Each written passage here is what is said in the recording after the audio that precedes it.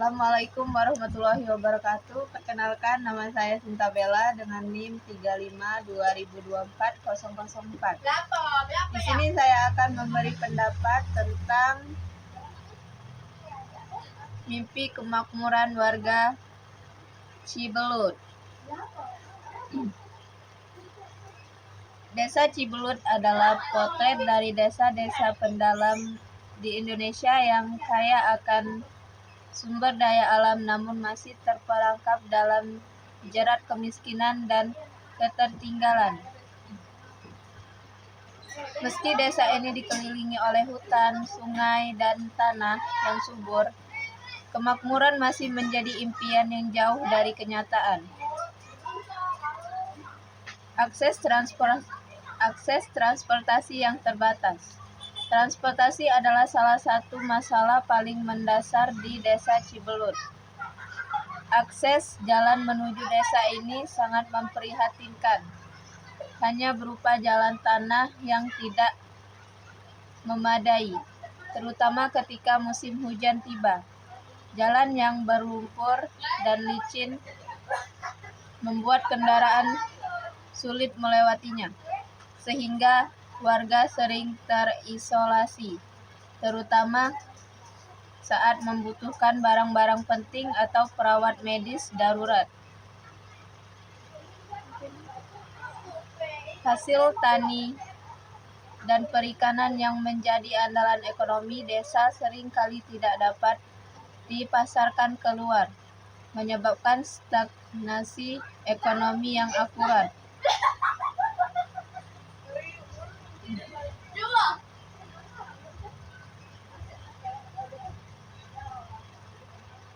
Padahal Undang-Undang Nomor 38 Tahun 2004 tentang jalan telah mengamanatkan bahwa jalan merupakan infrastruktur vital untuk pembangunan ekonomi dan kesejahteraan rakyat. Namun, Desa Cibelut belum merasakan manfaat dari pembangunan infrastruktur tersebut.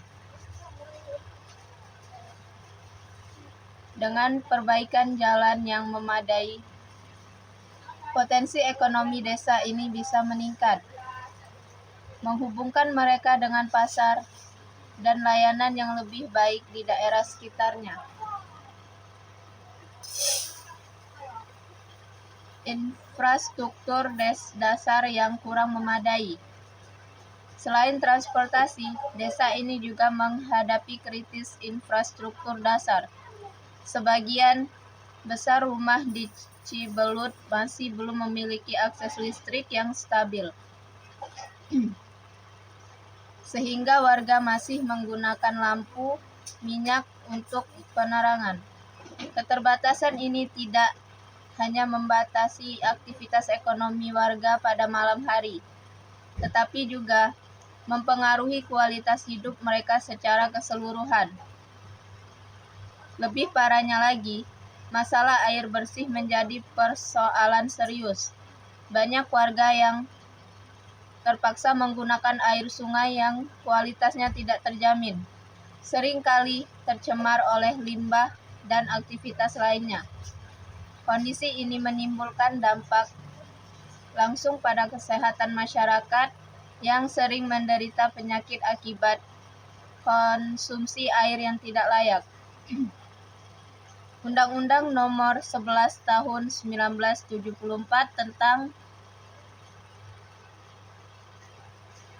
tentang pengairan dengan jelas menyatakan bahwa negara harus menjamin ketersediaan air bersih bagi setiap warganya.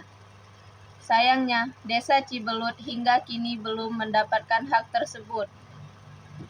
Perekonomian yang stagnan. Perekonomian Desa Cibelut sangat bergantung pada sektor pertanian dan perikanan. Namun keterbatasan infrastruktur, modal, dan teknologi membuat sektor-sektor ini kurang berkembang.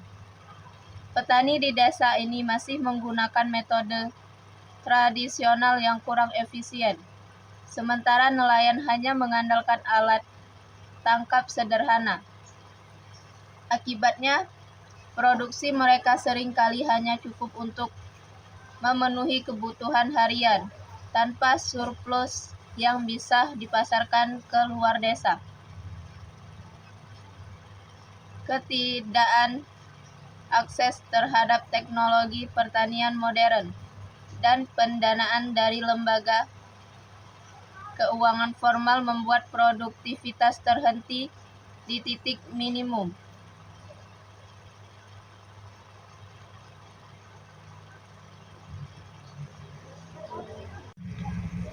Undang-Undang Nomor 19 Tahun 2013 tentang Perlindungan dan Pemberdayaan Petani seharusnya bisa menjadi dasar bagi pemerintah untuk memberikan bantuan teknis dan finansial kepada petani desa ini agar mereka dapat meningkatkan hasil produksi dan pendapatan. Keterbatasan fasilitas kesehatan. Kesehatan menjadi salah satu masalah paling serius di Desa Cibelut. Dengan hanya satu puskesmas kecil dan tenaga medis yang sangat terbatas, warga kesulitan mendapatkan layanan kesehatan yang memadai. Penyakit-penyakit umum seperti diare, demam berdarah, dan infeksi saluran pernapasan kerap mewabah, terutama karena buruknya sanitasi dan keterbatasan air bersih. Ketiadaan fasilitas medis yang memadai sangat berdampak pada kelompok rentan seperti ibu hamil, anak-anak, dan lansia. Undang-Undang Nomor 13 Tahun 2009 tentang Kesehatan menyatakan bahwa setiap warga negara berhak atas layanan kesehatan yang layak. Namun, di Desa Cibelut, hak dasar ini belum terpenuhi, memaksa warga untuk bergantung pada pengobatan tradisional atau perjalanan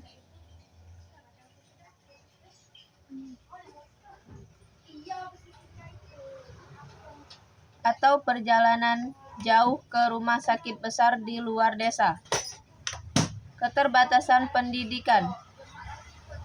Pendidikan adalah kunci masa depan, tetapi di Desa Cibelut, kunci ini sulit dijangkau. Desa ini hanya memiliki satu sekolah dasar dengan fasilitas yang sangat minim. Sekolah menengah tidak tersedia di desa ini, sehingga banyak anak yang harus berjalan jauh ke desa tetangga untuk melanjutkan pendidikan mereka. Banyak juga yang terpaksa putus sekolah karena harus membantu keluarga mereka dalam bertani atau menangkap ikan.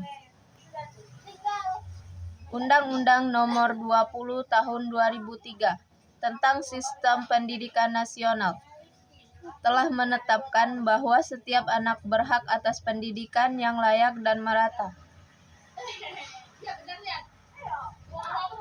Namun, tantangan jarak, fasilitas yang buruk, serta minimnya tenaga pengajar berkualitas membuat pendidikan di Desa Cibelut sangat tertinggal. Ini berdampak langsung pada masa depan anak-anak desa yang memiliki peluang kecil untuk keluar dari lingkaran kemiskinan jika tidak mendapatkan pendidikan yang baik. Harapan dan masa depan Desa Cibelut. Di tengah berbagai masalah yang mereka hadapi, warga Desa Cibelut masih menyimpan harapan besar. Mereka bermimpi tentang jalan yang lebih baik, infrastruktur yang memadai, serta akses pendidikan dan kesehatan yang layak. Mereka percaya dengan dukungan dari pemerintah dan berbagai pihak, mimpi ini dapat diwujudkan.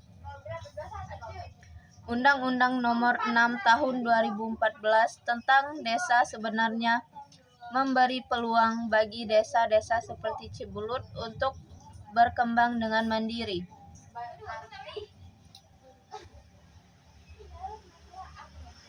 Asalkan didukung oleh program dan kebijakan yang tepat. Melalui kolaborasi antara pemerintah, sektor swasta, dan masyarakat lokal. Desa Cibelut bisa menjadi contoh bagaimana daerah terpencil bisa berkembang dan mengejar ketertinggalan. Ini bukan hanya tentang memperbaiki kondisi fisik desa, tetapi juga tentang memberi harapan dan peluang kepada generasi muda Cibelut untuk membawa perubahan bagi desa mereka.